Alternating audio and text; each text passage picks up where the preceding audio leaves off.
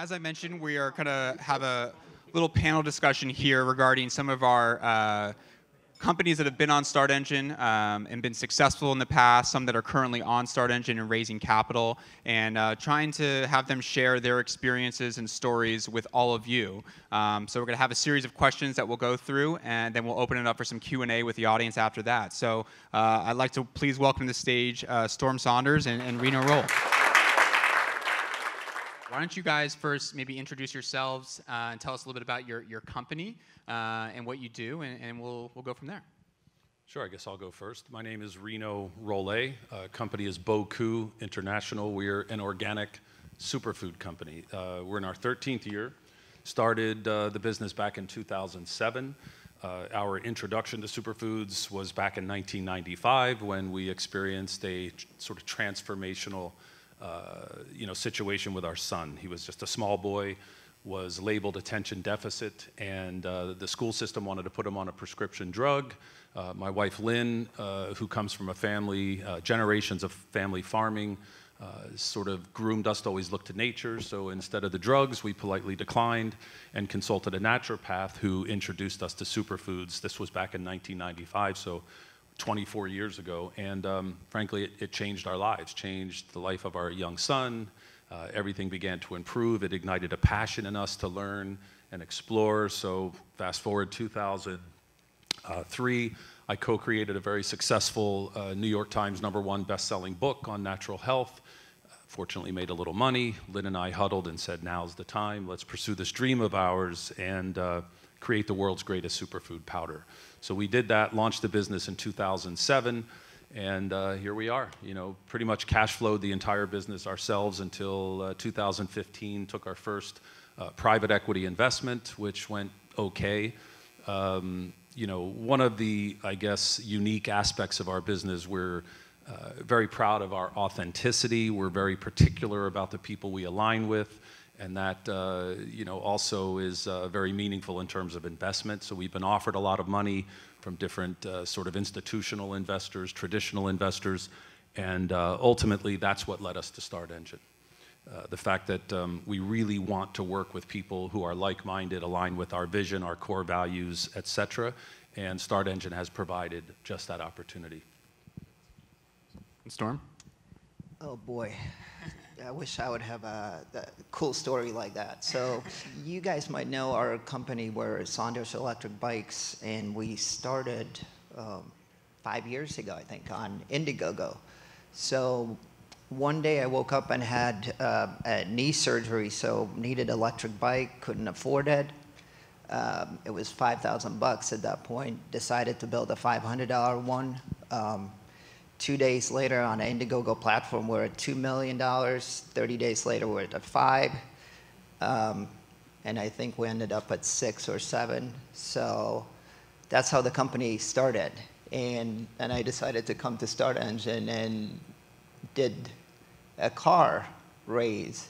Again, woke up one morning, decided to do electric car, needed money, and called Josh and Howard.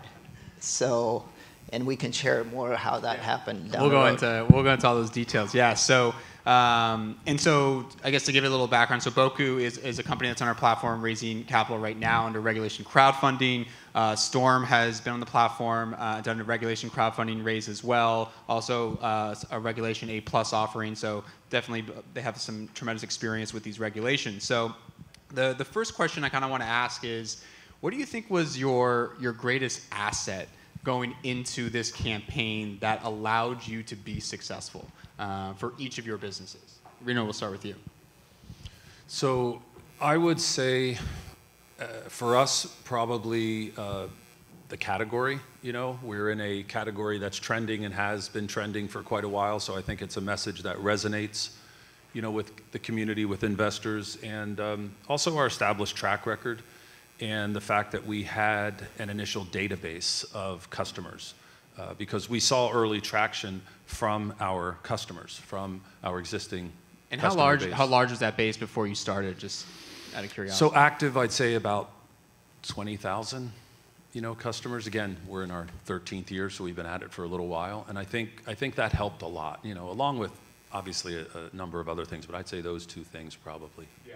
I definitely think we've seen a lot of success with similar industries, right? Those that have a really compelling story and mission behind them. People really are excited about superfood companies and what that does for their lifestyle and, and for friends and families and how it's changed their life. So it's something that, the general public can rally behind and get excited and invest in. So that makes, a ton of sense. And Storm, what about you? What do you think, leading into the crowdfunding campaign was kind of your greatest asset that led you to be successful? Well, remember, bike company was one thing, but on StartEngine we did the car, right? So remind me I had a huge following, right? So the community was there, but there was no car. There was no car company.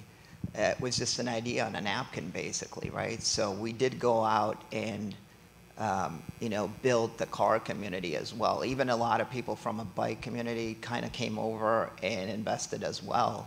But I think the one thing going out there and raising funds, if you have no following, it's going to be tough. So that's kind of what made us successful. Yeah, I think there were a few things that I heard from what you just said. You had a track record, right? You've done this in the past with the bicycle, and you delivered on the product. People loved the product, and they believed in you as a result. So you had a nice size following that came from that. The other thing that I think you really had was, we talked about the message. You had an extremely compelling mission. You wanted to build an electric car and sell it for $10,000. You look at the market out there, and maybe the cheapest cars, and you know better than I am, maybe $30,000, $40,000 for the cheapest electric car. So if people see that idea and want to have an electric car for all the great things that it provides, and get it for $10,000, that makes it accessible to people, and that was exciting. So I think those are the things that I saw, specifically with your company, that people went crazy about. Yeah. And how about on the flip side? What would be something, Storm, that you would say you'd wish you would have known or been better prepared for before you started this process, either from the marketing side or legal, accounting, whatever it might be? We did one of the early campaigns, right? It was kind of new. One of the first ones. Yeah, it was kind of new to everyone.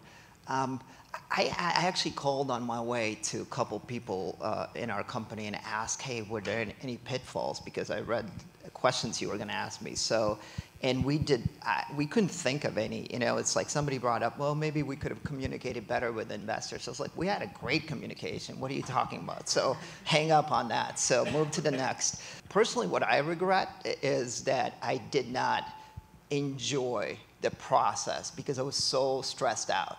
So one thing you're going to be stressed out. You're going to constantly doubt yourself. You're constantly question yourself. So, but it was so successful, right? I wish I could have just looked back and said, man, I should have just taken one day off and just said, look at this. People are putting money into a company which didn't exist yesterday, and today it's like they believe in it. So that is my personal regret. As far as everything else, is pretty straightforward, especially Reg CF is straightforward. And then Reno?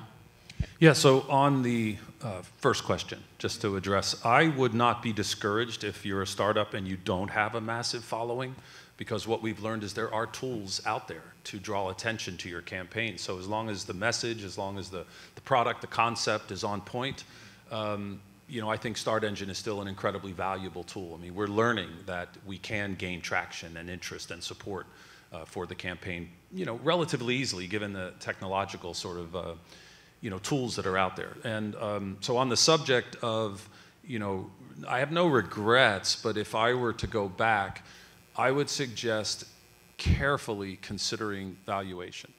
One of the things we've sort of gleaned from our experiences is that a lot of these non-accredited investors, the smaller investors, they care more about your concept, your mission, your vision, and I think less about actual valuation. That's, if I could go back, I'd probably be raising this money at a higher valuation. We've had some traction, and I honestly don't think, we're selling shares at 50 cents a piece. I really don't think it would have mattered to these investors who are on board for what we're doing if we raised it at $1. So I would just suggest carefully considering valuation and not being so quick to pull the trigger. Just think carefully about that before you make the move, because once you're on the platform and live, there's a lot of flexibility with StartEngine, but it costs money to make these changes. StartEngine's obviously restricted by regulatory compliance, things that they can't control. So moving in and out or on and off the platform may not be as practical or simple as it could be. So I would just carefully consider that. That's a great point. And so going into now some of the tools that you were talking about to acquire audiences and marketing. And we've raised money, as you mentioned, for companies that didn't have Rayton Solar, a solar energy company, B2B business, raised over $5 million on StartEngine. So there's definitely ways to do it. But for both of you, and Storm, I know you've had a lot of experience in marketing. What type of marketing worked extremely well and converted at the best rate for your campaigns? Again, I made a phone call this morning, and of course, Facebook is Facebook, acquisition. Email marketing is definitely the best what works for us to this day. So, and people laugh at it, and I was like, look, email is where you can not only, get to them, but email is where you can really tell the story, so the email marketing. And anytime, you remember our e-blast would go out, I would say, if you're going to do the campaign and you want to be really successful, I would not go in it without at least 10,000 emails. People who are really interested in your product. And I would not start that, right? Because I always say all the campaigns are built for success before you go live. When you go live, you just take money. So, and that said, anytime email goes out, it's 30,000, 40,000. All our emails generated 30 to 40,000. That's twice a week. That's $100,000 close to it, right? So that's what really worked for us. We did email acquisition through Facebook for a car, at least if you remember that. And I think we were like 12,000 emails, and then it grew to 30,000 during the campaign. But those are your people who are going to be investing in that company. It's not going to be like you're going to go live on a platform and suddenly there's going to be investors. Investors are going to be lined up, and when you hit the button, you will see the results immediately. Yeah, I agree. Email's obviously very powerful. The obvious or usual suspect is, of course, Facebook. You got to be careful because you're spending money to sell stock in your company, right? It's not like you're spending money to sell a product. You're spending money to give equity in your business, and as a result, you'll be diluted along with the rest of the shareholders. So it's something you want to obviously consider very carefully. Someone told me that these sort of crowdfunding, crowd-supported campaigns, when you engage, it's sort of like, you have to imagine like you're running for office, right? It really is your campaigning. And so once you make that decision to throw yourself out there, there's really no holding back. It's kind of like you can't be shy about it, right? It's like you've got to talk to everyone, talk to family, friends, like-minded people, really reach out. And it's almost as if you're trying to earn votes.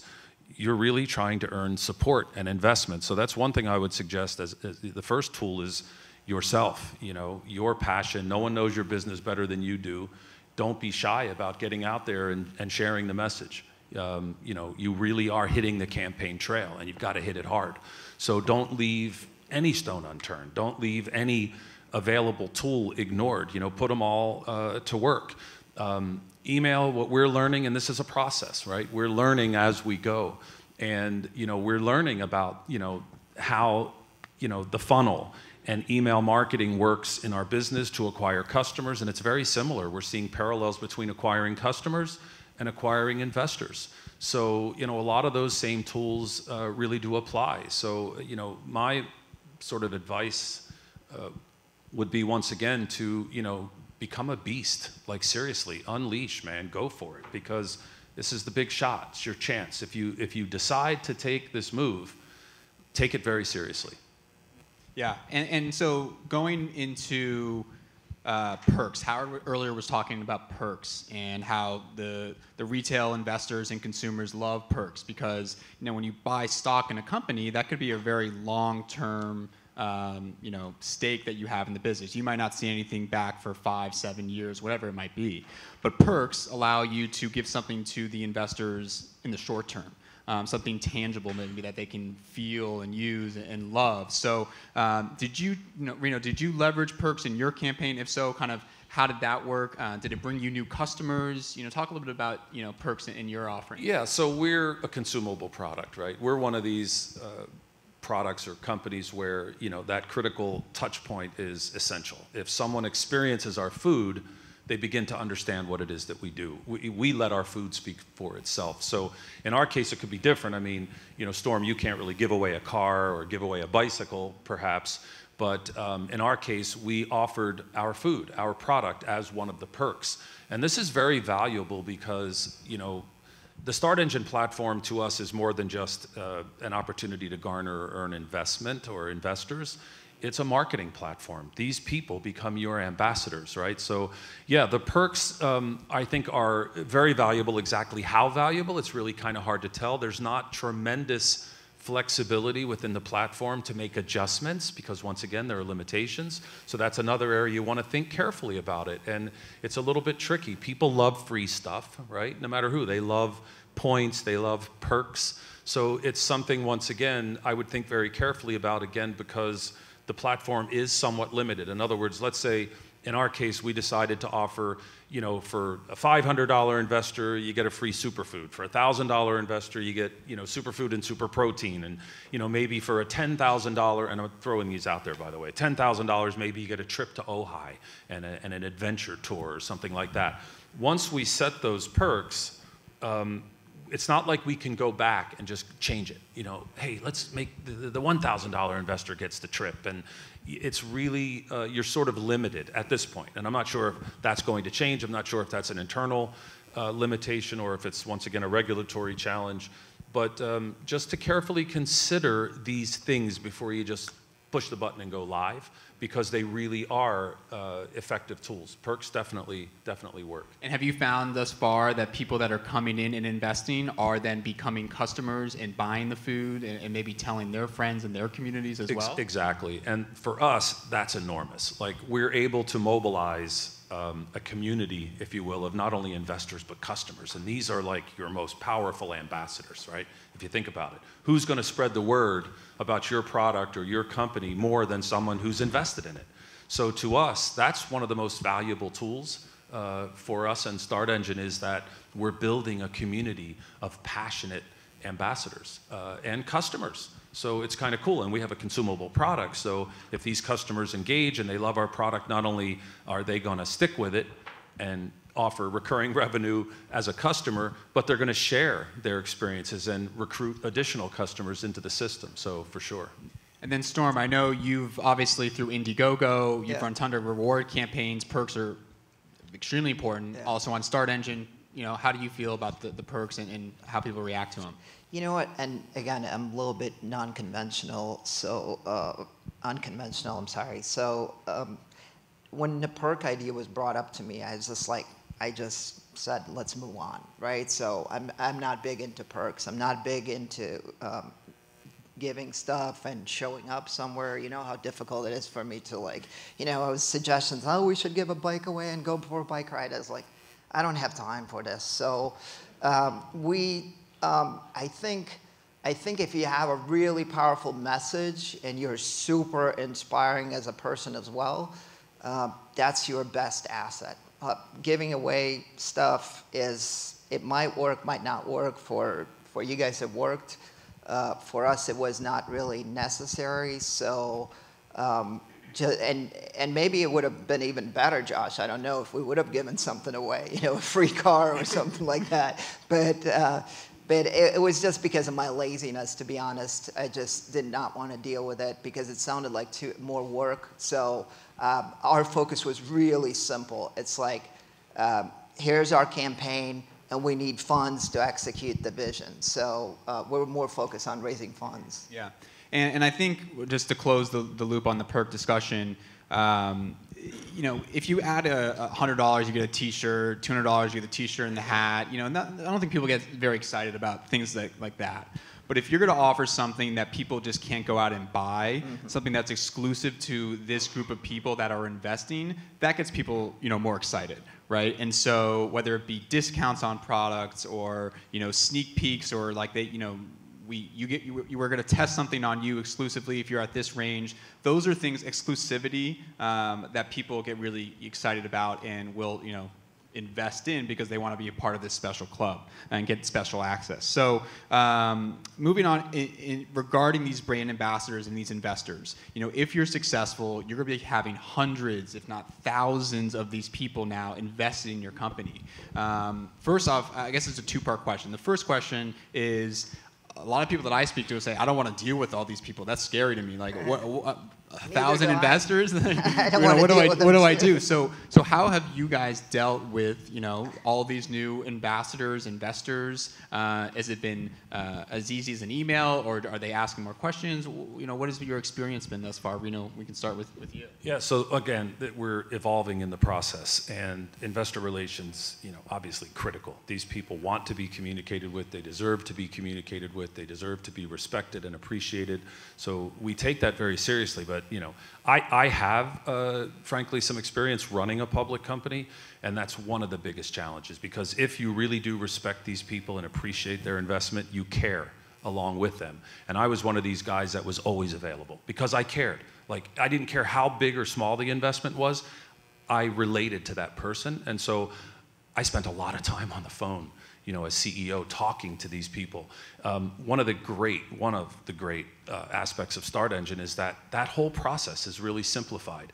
So because of your transfer agent services, because of the IR services and things of this nature, it just makes it so much easier dealing with these investors. People are communicated with promptly and routinely, so they're not left to wonder. I mean, that's the worst thing, when you're just sitting out in the dark and wondering, what's going on with my money. So it's really important to maintain that communication. For us, we see, again, the value in the community that we're building, so we're figuring out how to really effectively engage and put that community to work.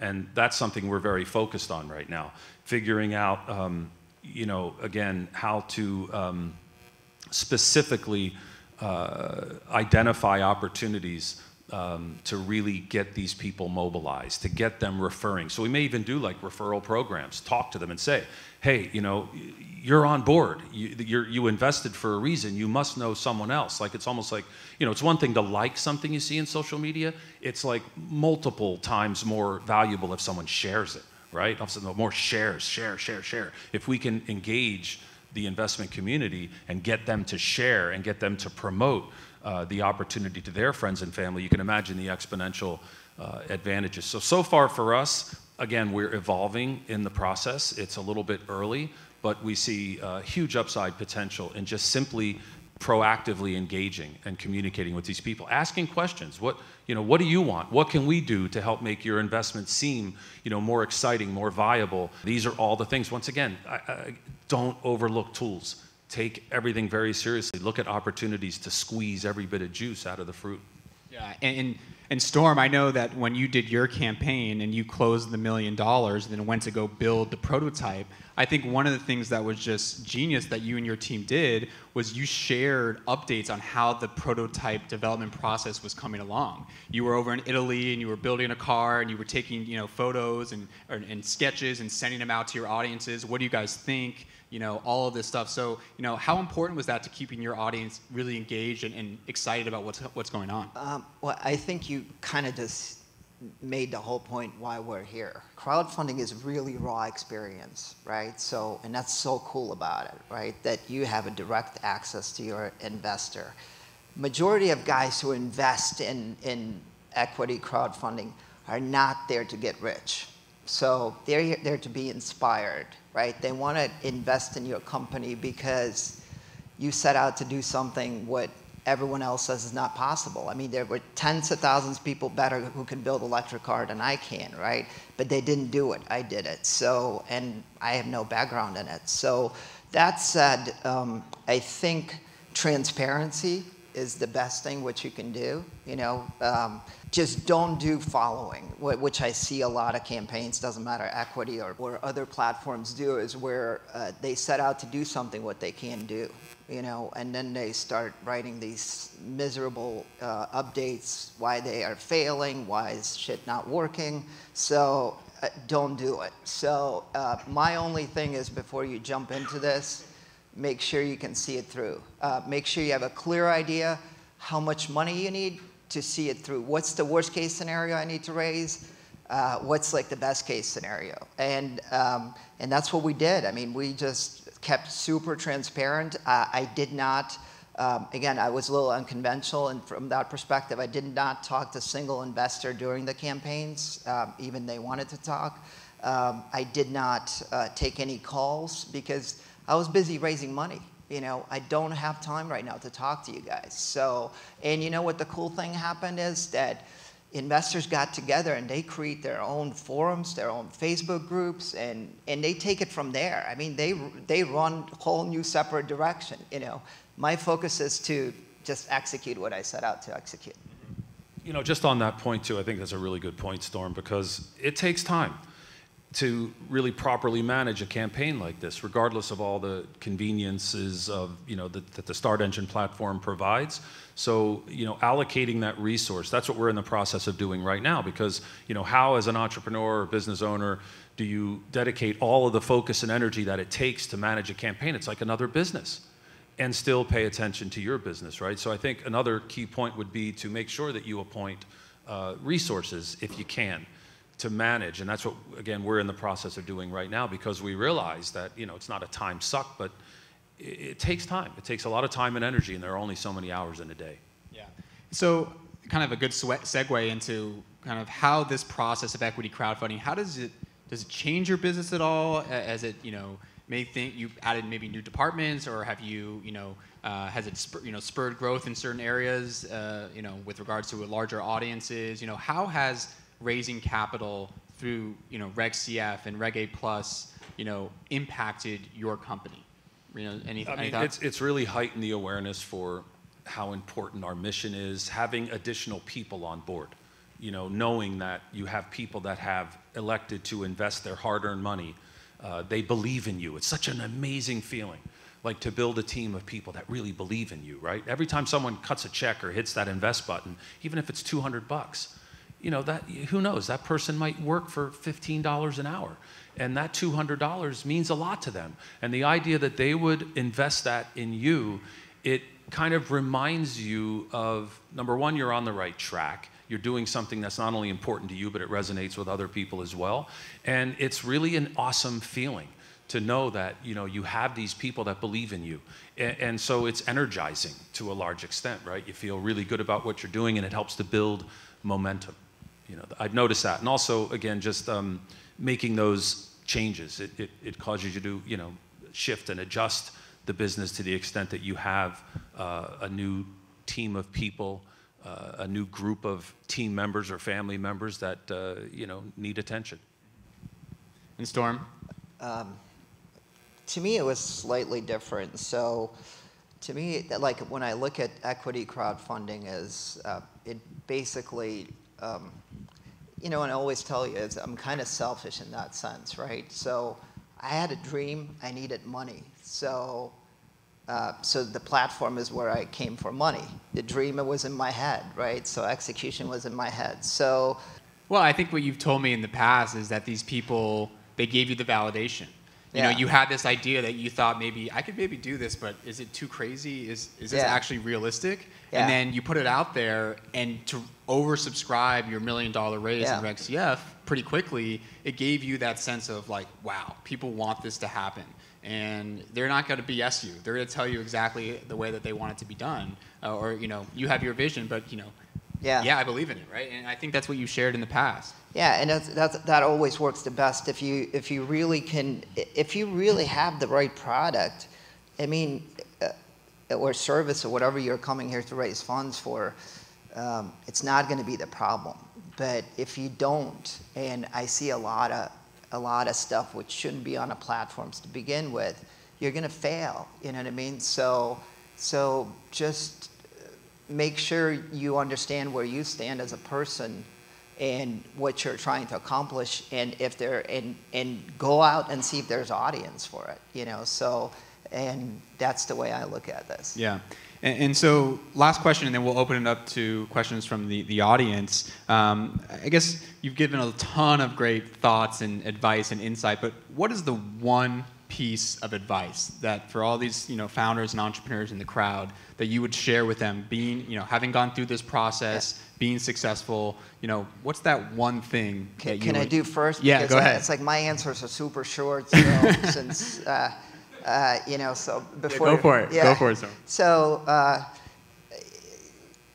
my only advice is that, you know, this is what I actually hard Marx taught me, and I want to share this with you guys. So when I first time came to him, it was like this. I had all these ideas about how to raise money through equity crowdfunding, and I was struggling in my head. Do I use this platform, that platform? You know, how valuation, not valuation? And he just sat down with me and just looked straight at me. It's like, do you realize that everything in your head is speculation? And I was like, holy shit, that's right, I'm speculating. So only way to prove this is you put it on a platform and see if it works. Of course, homework needs to be done, you know, raise the emails, you know, get the emails, but just stop speculating. You know what I mean? Because, you know, stop taking advice, stop listening to advice, and have a message, have a product, and do the prep work, put it out there, and public will tell you if it's valid or not. You know, and if it's not valid, it doesn't mean it's a crappy idea. It just means that you might need to make adjustments. Yeah, so for me, I would say, if it were one piece of advice, to, you know, carefully consider your mission as a company and why that should resonate, why that should be important to the people that you're targeting to join you. Because I think if you purely look at StartEngine as a way to raise money, you're ignoring, in my estimation, the most valuable aspect of what StartEngine offers, which is to connect with people who care about what you're doing. And to, you know, look, this is a social platform, right? This offers us the opportunity not only to engage with non-accredited investors and give them an opportunity to invest in something that could be big, right? But also for you to earn the support of people who are like-minded and connect with your mission, your message. And so that, to me, and that's why I say I look at the opportunity to earn some viral traction, earn the support of their friends and family, because it could really scale. And again, for me, it is about the people. It's about the people that we're connecting with, because, and again, sorry for the long answer. Look, we've gone through the whole, you know, VC, institutional investors, you know, and for us, we are unique, just as Storm is a bit, you know, unique. We have become really good at saying no. We've been offered money, and when you look closely at the terms, you really have to, you know, pause and say, is this the money I want? Are these the terms I'm willing to accept? And don't be afraid to stand firmly on your core values and even, to some extent, principles. Because this is an opportunity to align yourself with like-minded people, like-hearted people, and take that money versus money that may have a completely separate agenda from what forms your purpose. I'm currently working my way through the StartEngine platform and gearing up. Diana wants to kill me because it's been so slow. But one of the things that I struggled with, and I think, Reno, you nailed it, was your valuation, right? Because really, there's a level of speculation to valuation. It's what you are, it's what you've done previously, it's where you are now, and of course it's where you think you're going to be. And one of my concerns was on the platform is, yeah, I believe in what we're doing. We have a great product, we have some significant traction, but I think we're gonna make it here, you know? But I don't wanna discourage, I don't wanna set myself up for failure in terms of pushing our valuation too high, because you can get a sophisticated investor who says, hey, listen, it's great, you guys are doing good work, but you guys are really thinking you're going to go there, and you're basing that evaluation on that, and that's yet to be proven. And at the same time, I don't want to devalue what we are doing because we have a lot of good traction and we've built a lot of good relationships. And so if you can clarify for me just a little bit more, where do you strike that balance? Because you want to have self-worth and you know what you've done, but at the same time, you want to attract investors to get where you're trying to be with the resources that they're going to provide. So, you know, it's one of these questions that I think we're going to struggle with for a long time, right? Valuation, what do you pin it on? I mean, I see companies out there that are startups raising money pre-revenue at ridiculous valuations, and they're getting it because they're in cannabis or in something else that might be trending, right? And you scratch your head and you go, how on earth? Like, look at me, I have this, and why am I being scrutinized? It really is a balance, right? So, I mean, for me, I would look at, if you're in that CF and the Reg CF and you've got a year and you can take a maximum of $1,070, just run the numbers and say, okay, if I raise the money at 50 cents a share, am I willing to live with that dilution? Does that make sense on a going forward basis when I want to raise more? And kind of look at the math. And I do think there's some additional latitude with StartEngine, because when I said I don't think people care as much, I'm really talking about the smaller investors, you know, and there are a lot of them. They're come in for 200, 500, $1,000. If they're buying into your message, it's not going to matter to them whether you value the business at $2 million or $4 or maybe $6 or $10. They're buying it. They're investing $200 or $1,000. So that's where I think, like, I've gone back and said, man, I almost wish I had gone out at $1, because I really don't think I would have lost a whole lot of traction with those smaller investors. So think of the word balance. Look ahead, say, if I raise the money at this valuation, and I know I can only take out $1,070,000 if you're in a CF, and can I live with that? Does it make sense? Or do I feel like I'll be too diluted? Try not to be greedy. Try not to overreach, right? Just think practically, like, what am I going to do with that money? How am I going to put it to work? Where is it going to take me in the business? And can I live with that dilution? And think balance. Just try to, you know, find a number that you can live with, but that won't be off-putting or scary to a more sophisticated investor. I really don't think the math is that critical for the smaller guys. That's what I've learned. So it sounds like you guys targeted a lot of like your consumer base to start the funding process. Did either of you target like angel groups who wouldn't normally be able to afford to get into your rounds, etc.? No. Had no interest. Good short answer. Yeah, I had no interest to deal with them. There would be additional work involved, and you know, prove something. So I really I like equity crowdfunding for ability to reach an average person who is not a sophisticated investor, who wants to be part of something, a very unique experience, as we shared earlier. You know, so no, I didn't do it. I think I had one conversation with one guy who wrote a $250 check, and I said the same way, I'm not going to take it. So, and it was the best decision I ever did. So, so that said, if you're going to do this, I would not bother myself with going after them and talking to them. It's a waste of your time, but I might be completely wrong. Well, I don't even think it's right or wrong. I think it's different, right? Every campaign, every case may differ slightly. You know, clearly we're in different businesses and we have different approaches, and both seem to be working, you know, to some extent. Yeah, it's, you know, gosh. Angels, we found out that when we made the announcement, it's like, for us, we were in business for a while, and we weren't real outward or open about, hey, we're raising money, you know, because we really weren't. We were privately, you know, considering opportunities, being solicited for opportunities. But once we hit that button for StartEngine, it was like we were telling the universe, we're raising money. You know, there was a shift that occurred. And we found out that there were angel investors within our customer base. I mean, you know, people that followed us and liked us, and we didn't know. And suddenly, you know, we're getting emails from these guys going, oh my gosh, you know, you're raising money. We love your company. We love your products. I'm an investor.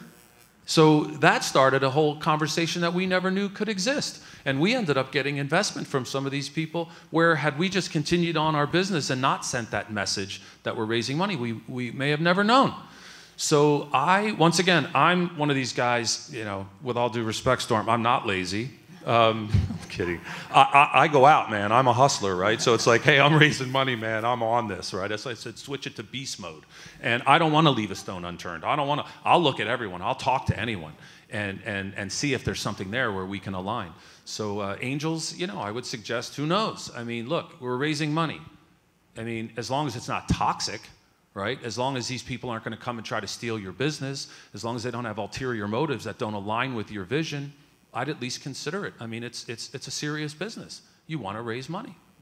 Yeah, and I think just to elaborate on that, one of the strategies that we've seen, if you're out there looking for angel investors and, maybe your minimum is, a $100,000 investment and someone wants to come in at $50,000 or $25,000, soft circling that individual so that when you go live with your raise on StartEngine, you can say, hey, our minimum investment now is $500. You can come in at $20,000 and on these terms, and that's a huge boost on day one for your campaign that the general public's going to see and recognize, like, wait, what's going on with this offering? Why is it growing so quickly? What am I missing out on? Wait, I'm sorry to interrupt. Are you saying take investment off the platform under different terms? Either or. And this one, it would obviously be on the same terms that you're offering to the public, right? But if someone coming in on different terms, that obviously won't run through StartEngine. Because that touches on an interesting point too, that you do have that flexibility, which is kind of cool. We've seen opportunities come through our engagement with StartEngine along those lines. And I'm sorry to interrupt, but I just wanted to mention that. Once again, you never know, right? So people may come in and go, you know what, I see you're raising money on StartEngine, I'm an investor, but I may not be interested in investing in StartEngine. Is there opportunity for a private placement? And you can have those conversations, which is kind of cool. To have that flexibility, it's not like you're cheating on StartEngine. StartEngine's quite happy to see you succeed, whether it's directly through their platform or through a separate private arrangement. So I just wanted to point that out. That's awesome. That flexibility is cool. I think we had a question over here. Hi, my question is on cap table management when you have a large number of investors. So any tips on that? How do you manage such a large pool of investors? What tools do you use? That's probably more for Storm. I'm not sure. Well, one of the things, technologies that we're bringing to the marketplace is to now have one line item on the cap table. So everyone will invest through a trust, and the trust then invest in the offering. So it's something that we're working on as we speak. Probably will be available by the time that you go live or decide to do this and go live. It's probably being done in the next month or so. So does that answer the question, or? So if it's something that's coming in the future, I'm sure the past raises have used something else, right? Are you going to standardize every raise into a single line item in future? Is that what you're saying? Would be one in the future. Right now, everyone's been on the cap table. And I think there's a big maybe myth regarding, if I have all these investors, it's going to look messy. No one's going to want to reinvest in me. And that's simply not true. I mean, we've had companies that have gone through the platform that have raised more capital post-offering. Storm's in the midst of that process right now. I'll let him speak to it. And for the most part, you're going to be offering common stock. That's what the majority of our issuers sell, is common stock. And traditionally, it's a non-voting common stock. So they're a shareholder, but they don't even have a vote in the company. And when you go out to raise money from VCs and institutions, if that's the direction that you want to go, they're going to come in above them on preferred, on all these other terms that most likely are not in your best interest, but their best interest. And it hasn't been an issue. I mean, Jetpack Aviation is a company that raised with us, that raised then from Y Combinator. So it hasn't discouraged people in the past. But I don't know, Storm, if you have any other thoughts. You're out there talking to some of these people right now. Well, I mean, people I'm talking is kind of completely different beast. Okay. This is like a friendly way to raise money, and people I'm talking outside are the ones who would just want to eat you right there at the table. So this is a very very safe environment where we're raising money right now. And that's why I like the equity crowdfunding, is because you're really talking to your audience versus talking to people who represent themselves and only care about the numbers, So that's I completely need to switch my kind of thinking cap and go from wow, this is so easy to raise funds, and now it's so complicated. But talking about cap table and it's non-issue. So we have 3,000 investors. That's not. I don't even think it's a conversation. It's going to be very, very simple. I think that's a critical point that Josh made just quickly, that these are common shareholders, they're non-voting shareholders, and that's enormously valuable. I mean, you don't have, in your case, 3,000. In our case, it's only 400 investors that are voting and have a say in how you operate and run the business. Obviously, you want to hear them and entertain input, but you don't want them controlling your company. I think we had one last question right here. Hey, my name's Kyle. Preparing for Reg CF right now. Thank you so much for your time. It's great to hear about your product. It's really inspiring. So my question is about the minimum viable product. So when you were preparing for the campaign for your superfood or the electric car, what was the status of your product development? And then how did you tell that story? What was your revenue? What was your product development like? So how did you situate it in the middle of your campaign? We're an established business. We were sort of pivoting or recovering, if you will, from a bit of a challenge in our history. We had always profited. We were growing steadily, and then we made a move and teamed with a big television shopping network. And suddenly our revenue increased fivefold. And then we realized that maybe this wasn't the ideal fit, so we exited, which sent, frankly, shockwaves, not only through that company, but through the industry, and also through ourselves, because our revenue did this, and we're like, holy cow, what are we going to do?